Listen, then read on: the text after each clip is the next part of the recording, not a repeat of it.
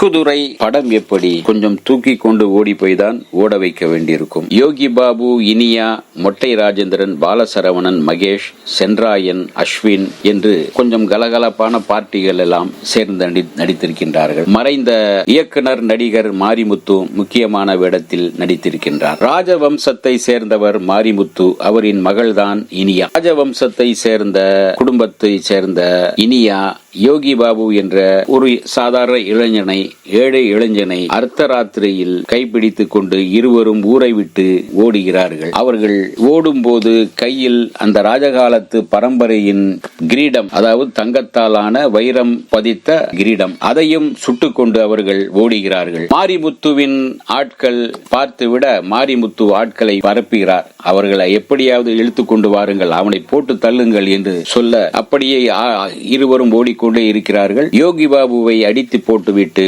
இனியாவை அழைத்து செல்கிறார்கள். அதாவது யோகி பாபுவை அடித்து ஒரு கிணத்திற்குள் போட்டு விடுகிறார்கள். அந்த கிணற்றில் தான் அந்த கிரீடமும் விழுந்து விடுகிறது. பிறகு அந்த கிரீடம் இல்லாமல் அந்த ஊரில் எந்த ஒரு கோயில் திருவிழாவும் நடக்காமல் ஒரு 20 வருடங்கள் கழிந்து விடுகின்றன. அதே நேரத்தில் அந்த ஊரில் கிரீடம் இருப்பதை அறிந்து சென்ராயன் ஒரு திட்டம் போடுகிறார்.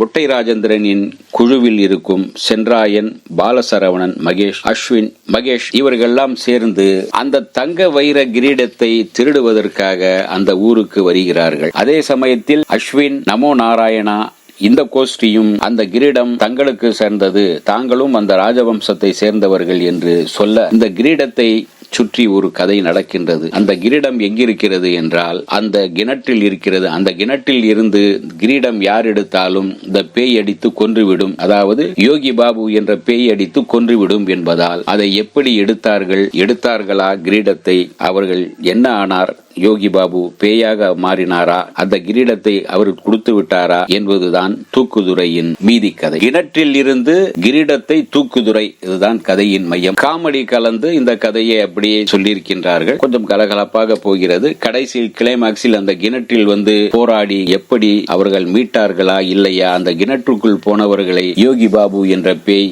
என்ன செய்தது என்பதே மீதி கதை. படம் கலகலப்பாக இருக்கிறது, பார்க்கலாம். இந்த வீடியோ உங்களுக்கு பிடிச்சிருந்தா லைக் பண்ணுங்க, ஷேர் பண்ணுங்க, கமெண்ட் பண்ணுங்க, சப்ஸ்கிரைப் பண்ணுங்க, மறக்காம பெல் ஐகானை கிளிக் பண்ணுங்க.